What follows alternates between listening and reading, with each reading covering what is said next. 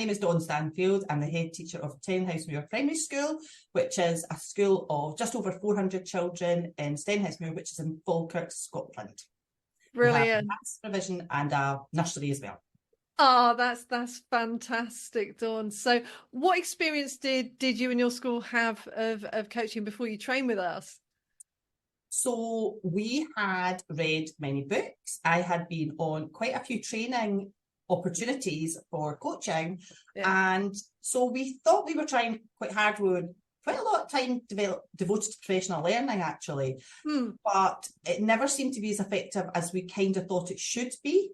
And interestingly, I've always been coached. Most of my life I've had a coach. My family and professionally think it's a really good and important thing to do. So I felt like because I'd had coaching and I'd been to coaching learning, I should kind of be able to do it a bit better than I could, which is how we ended up stumbling across your book, Annie, and reading the book and lots of it you thought, I sort of know that, that. But even though you kind of sort of knew things, it still just wasn't really as effective as we understood coaching could be. So, which is when I kind of reached out to you and said, I'm really interested in your professional learning. How does it work? And what kind of difference would it make? Because this is kind of my experience so far, and it's not really working that well. And that's kind of where we ended up coming to you. We'd all read the book. And we were kind of like, so how does this actually work? Because we're not really sure.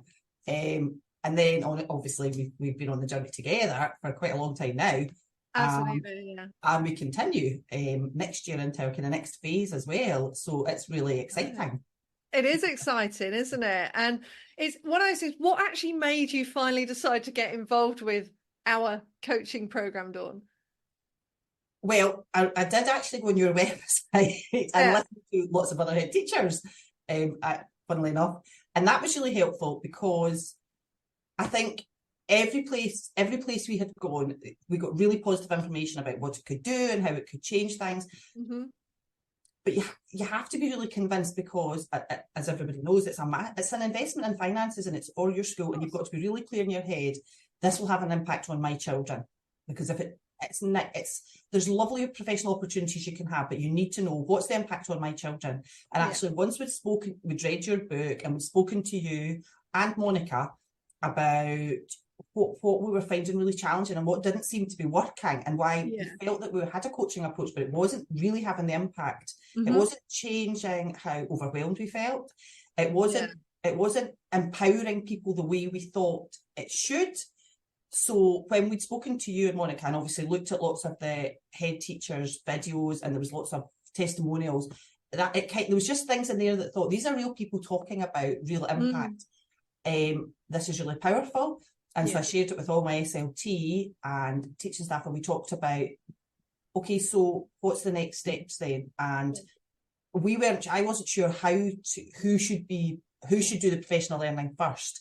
But actually, it was great to have that conversation, because actually it's a cultural shift in your organisation. And actually, if you're the person who's leading that organisation, you need to have that cultural shift yourself. Even if, like me, you think, I have done lots of coaching and I have been coached extensively, you actually had to understand the subtleties of it. Or some of the bits that hit you like a brick as well. That you realise that's why it's not working. That is the reason. Many reasons. But when you were on that journey, Dawn, and sort of having a look into it, what reservations, if any, did you have before buying in?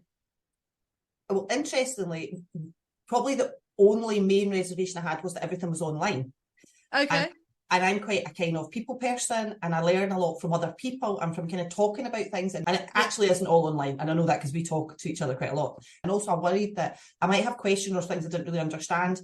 My deputy and I did it together, and we coached each other as well. And you can't change your school on your own. You need to be doing it together, and driving it forward. Actually, what Nicola and I both found was, because you couldn't jump the course, you had to focus on each kind of module, each part, the subtleties of that, and really incorporate it into your daily life. And that's why we've got those little challenges along the way, because you have to stop, don't you, focus for at least 24 hours on that particular challenge, And it just makes such a huge difference because you start to feel that you're actually getting to grips with it, and you become so much more aware of things than what you would have done if you'd just kind of gone tick box, tick box, tick box, let's just learn this. Yep. So Definitely. Because actually what it made you do was you would learn a new skill or learn, sometimes it was a change in mindset about the way you were thinking about how you were doing things, which I think is one of the ones that's really hard, because you have to have that real cognitive dissonance to make you realise that what you're doing isn't actually what you think you're doing, and it's not having the impact either. But that's actually really hard. You've got to read something and suddenly think, I think I do that, but I actually don't think I do now. I've thought about it. And you looked at it and you realised maybe how poor you were at something. Yeah. And Nicola and I talked about it together, and it was nice to have somebody else to go, I didn't score very well on that one. And Nicola was like, yeah, we all think we're brilliant, don't we? We think we're brilliant at asking questions. We think we're brilliant at listening. And we go through this stuff and we go, actually, maybe not. There's a bit to learn here. And it just makes such a difference when you use those techniques that we teach you and we make you focus on throughout the training, doesn't it? As you go through. That worked really well. And you notice the impact when you slip into your own bad kind of habits or your own conversational style, and you realise you're not coaching, you're actually having a chat, and you catch yourself halfway through and have to stop and remind yourself that's not the point of coaching. The whole point of coaching is you are not the person who knows the answer. And that was so powerful for us. Actually, it took away the stress and anxiety. So just thinking about for you, Dawn, using the Coaching in Schools system, how's that made your job and your life easier? So for me, it was that time to really think about, what does this mean? And how do I need to change the way I'm doing? Because I was working longer and longer hours. I was feeling like I was helping. I was doing the very best I could for my SLT, for my staff, for my children, my parents, my support staff, working as hard as I possibly could, but I just was not having the impact. But actually, what you change the way you do things, the way you are in general, but also when you have your coaching conversations, it changes the way you have a focused coaching conversation. But it actually just changes the way you realise that you're operating and interacting with people all the time. That's massive. And what we felt was we had a real culture of being really kind and supportive and helping people. But actually, it was almost that our understanding of being helpful and kind wasn't actually helpful and kind. Which not to you, definitely. No. We were setting ourselves up that we were to fix all the issues, have all the answers, and everything would be fine. But actually, what happens then is if you create that culture, everybody comes to you, which one, you can't actually physically do, but two, you actually want people to have complete faith and utter confidence in their own ability to fix any problems or to address any issues or to unpack, thorny issues, complicated stuff. And I'm actually creating a culture that I think now you're saying almost like, I can fix this for you. Yeah, and that's really dangerous, isn't it? Because actually you're not helping them at all. As well as not helping yourself, you're not helping them because you're not building their confidence, are you? It's funny, that mindset shift that you mentioned, it's really, really true. And what about on you personally? I'm much less anxious about having all the answers. I've seen in so many coaching sessions with parents and children and staff that people have far better ideas than you would have had. And they are really invested in finding a really creative solution. And they always do. And actually, sometimes it makes me laugh because sometimes they come up with a solution that they're completely amazed by as well, only because you've given them the space to actually really, really think about it with some really good questioning and some really creating some space for them. They actually think through really carefully, and using the structure helps you to help them to think through their options. So one thing is, my staff are much more confident and know there's an expectation that I think I've empowered my staff because they know that I know they have the answer, and they know I don't have the answer. So you have to, in a way, step off that place where you've put yourself in this position where you should know all the answers. So that's totally just my stress levels, because I probably in the past would have either said, why don't you do this, or try to go and then do it. Yeah. And then you've filled up your day with all these things you're doing that you absolutely shouldn't be doing, that are not your role, and that probably you're not even the best person to be doing it. So less staff come to me about issues because they are quite confident that I trust they can solve it and they know they can solve it. So it's that trust element. It's trust in other people that they have the best answer. Yeah. It's taking the pressure off you to have the best answer because you probably won't anyway.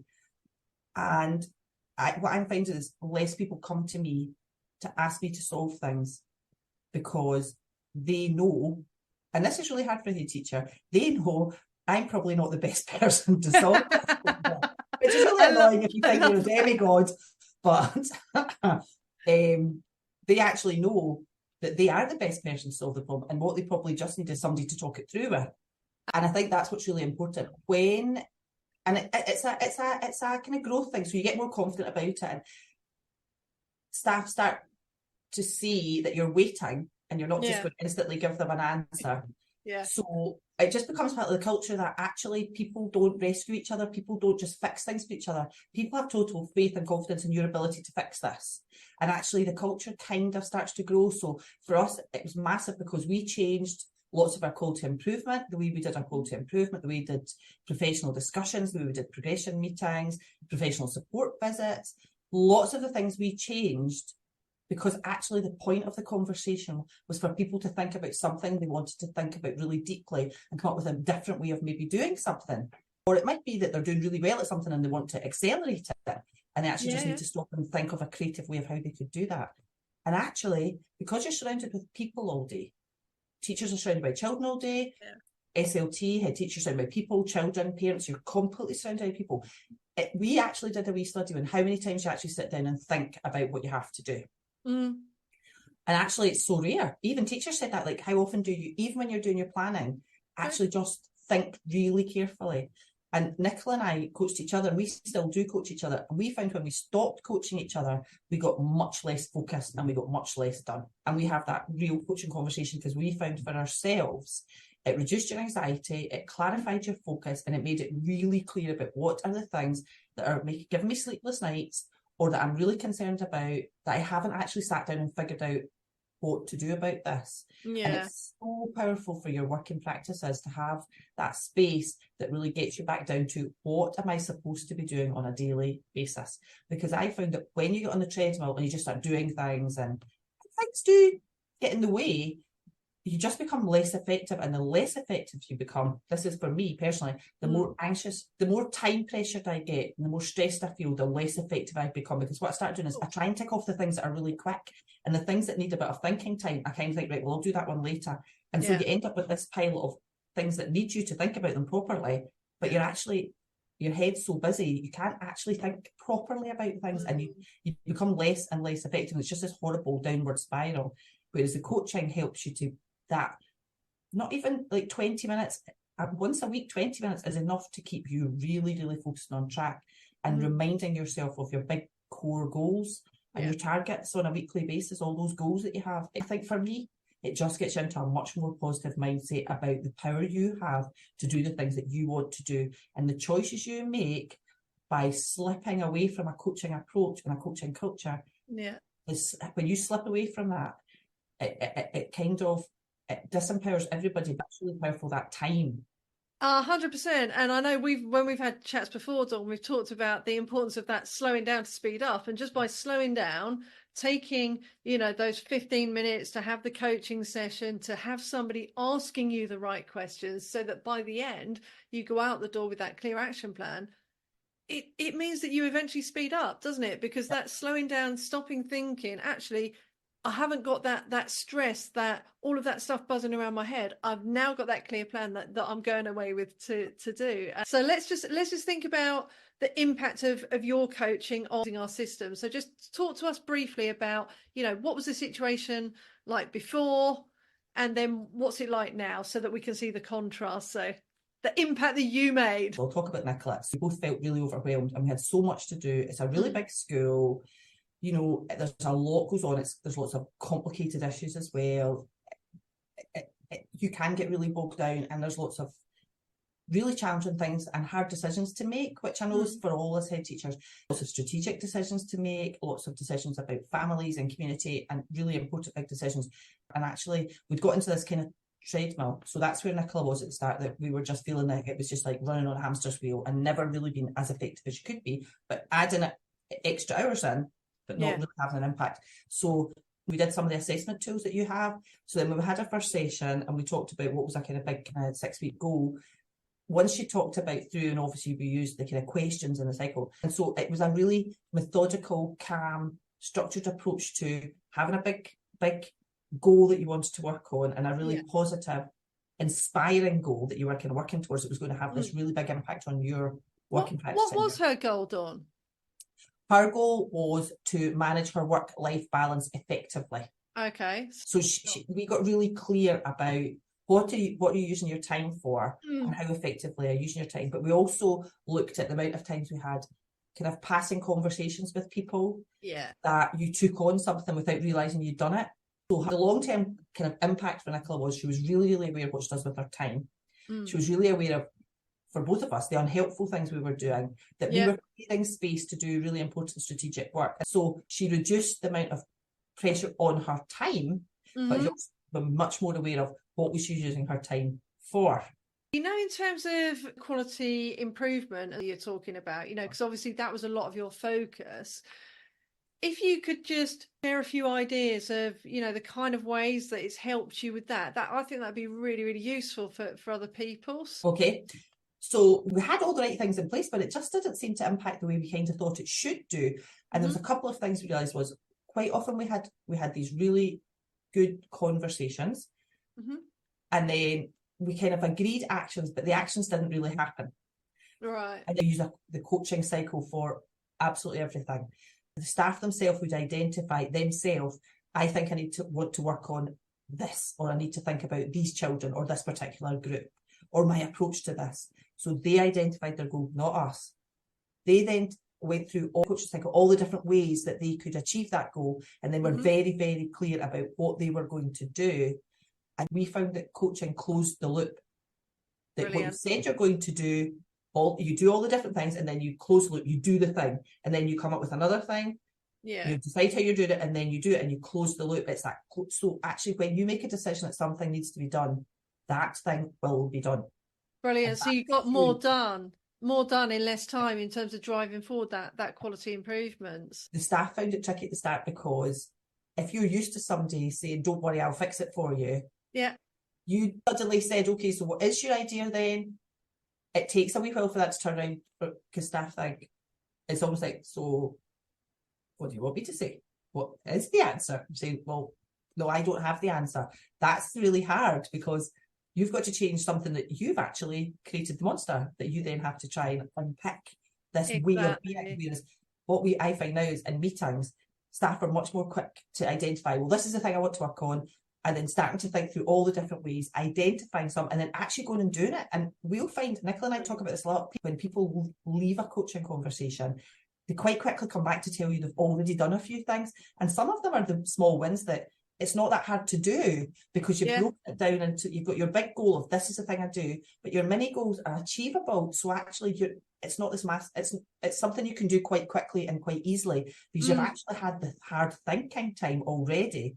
And now you have something, the solution or the goal that you want to work on. We found that staff quite often came back to us really quickly to say, "I've done this, do you want to come and see it, or can I show you this?" And people know that that's the drill now.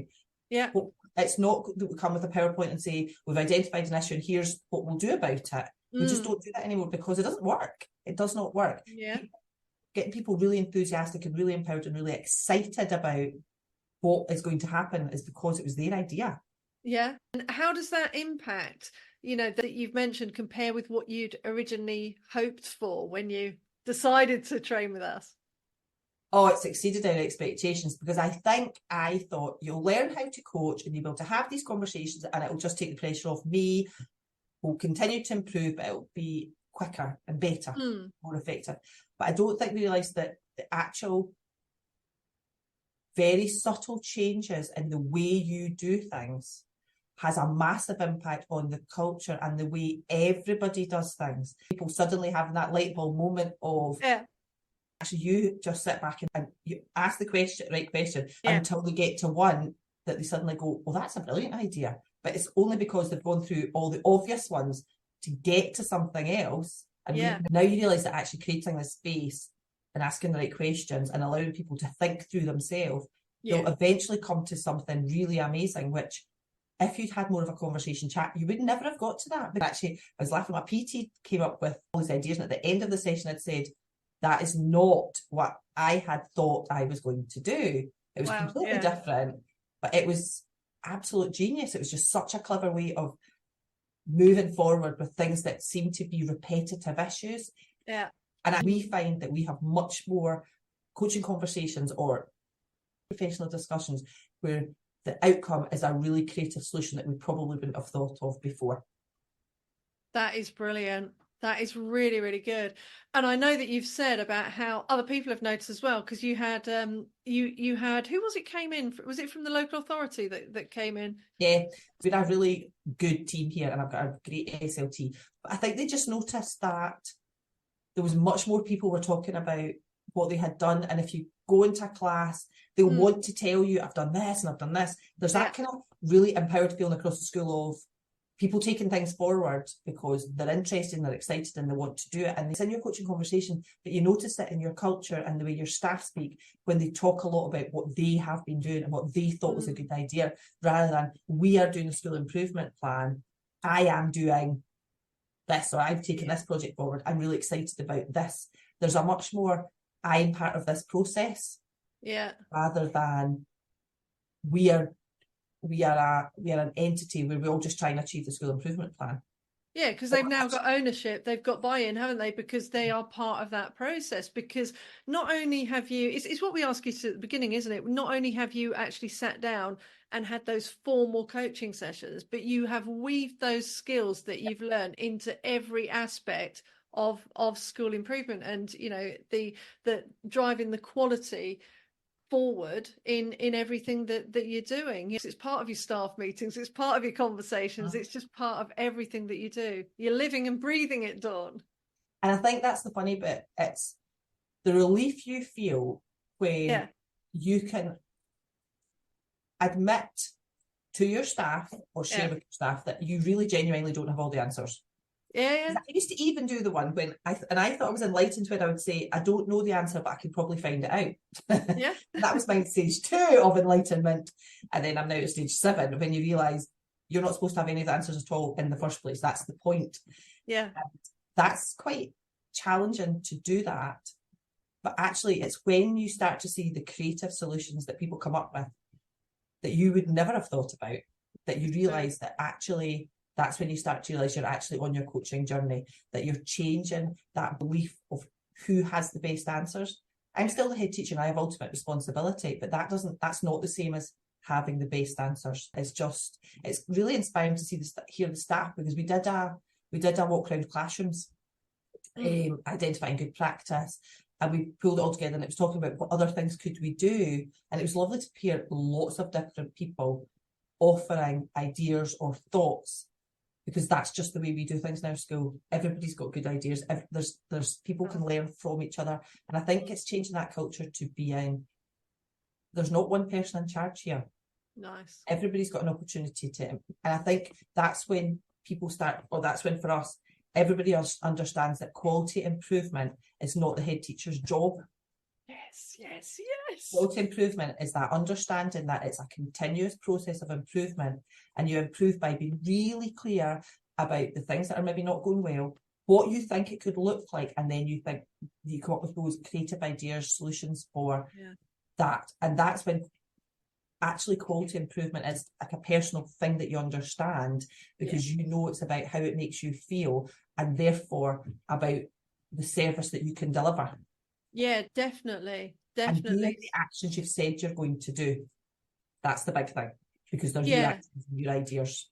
Yeah, that's it. And it's quite funny, isn't it? Because I know we've talked about before how, you know, if you look at the school as it is now compared with as it was before you started on the journey, you and Nicola have seen these big shifts, haven't you? And that's why you're continuing on that journey with training other people and things. So and also because you're coaching people. Yeah. And you're really upfront, and you say, you explain what you're doing and you go through your contracting phase. So you're very, very clear. And I mean, Nicola and I would say as well, like, feels quite clunky to me. So I stop and I check my structure and I know where I am, and, I know what I'm doing in my cycle. I think people are really generous and kind when you say, I'm trying this because I want to be better, because I think it will be better for me and I think it will be better for you. And I really want to try this. And actually, everybody I've coached has said they feel a sense of relief about, oh, that's what I want to work on. Okay, what will I do? And having that time is really powerful. So I think it's that culture of, once you've coached a few people and they've had the experience of being coached, and that how empowered they feel and how excited they feel, and how quite often they said there was a sense of relief about, actually, I finally sat down and talked about this issue that's been bothering me, and I've actually got a plan, and it's a really good plan, and I'm going to go away and do the plan.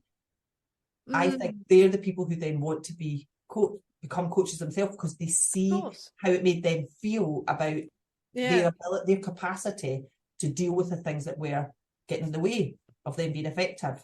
From what you've said, it affects people's confidence, their well-being, all of that kind of stuff, as well as getting all those tangible impacts and seeing the tangible improvements in their everyday practice, so it's a win-win, because you win as a school, they win as an individual, for being coached, and for you as a coach as well. So it's brilliant. You've just done so well. You really, really have. I've noticed it in my family as well, that I'm less likely to just jump in and come up with all these great ideas of things we could do, and actually really pay attention to what's actually going on, and what is the actual issue. Because quite often I think you think but when you ask people, it's something really different. And I know sometimes it's under the surface and you don't always know what's going on. But I think when you give that space to people, I certainly found it with my daughter, that she will come up with really great ideas and she will carry them out. Whereas before, when I was trying to tell her what she should be doing, there was absolutely zero chance that any of it would happen. Whereas actually, she will come up with her own ideas and go away and do them without a big battle, which is genius for home life. It's great, isn't it? Because it's great for you as a head and it's great for you as a parent. So even better. So if you were talking to another head, Dawn, what would you say to another head about value for money for our programme?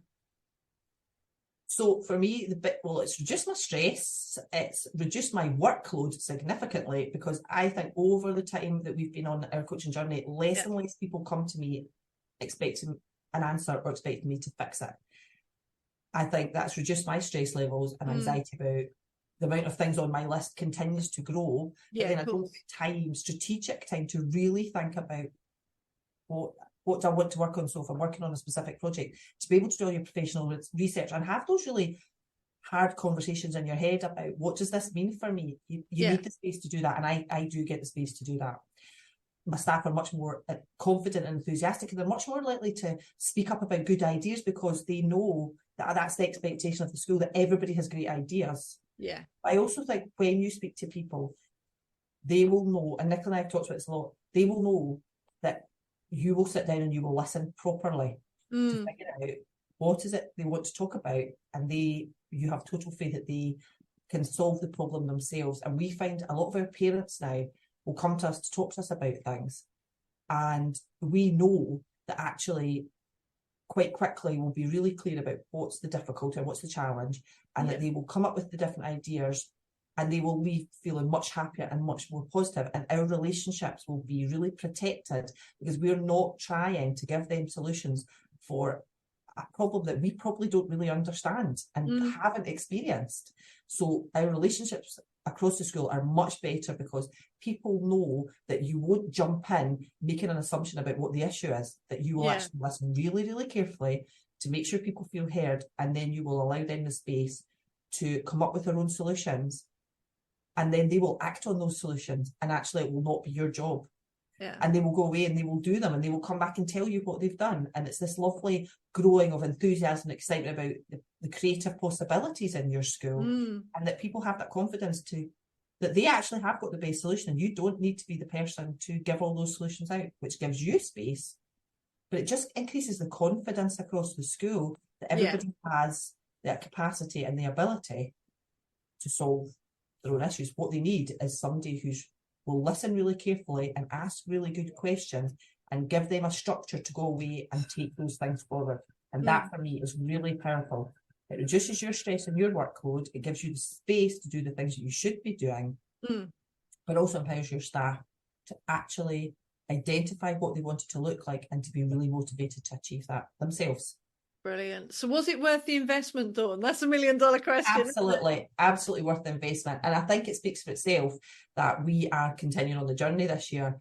And so Nicola and I are qualified. We're looking at more staff, and we will continue the journey over years. So as well as having people who have, you know, done their coaching with you and are able to be education coaches, also the coaching culture across the school will continue to grow. And the lovely thing is that as you have more people who are able to coach and are confident about coaching, you also have that coaching culture will naturally expand across the school. And every year, people who are learning how to coach will coach other people who will then have that sense of relief and that sense of agency, and then they will go on to coach other people. And I think that now we're at the stage where it's just going to ripple across the school.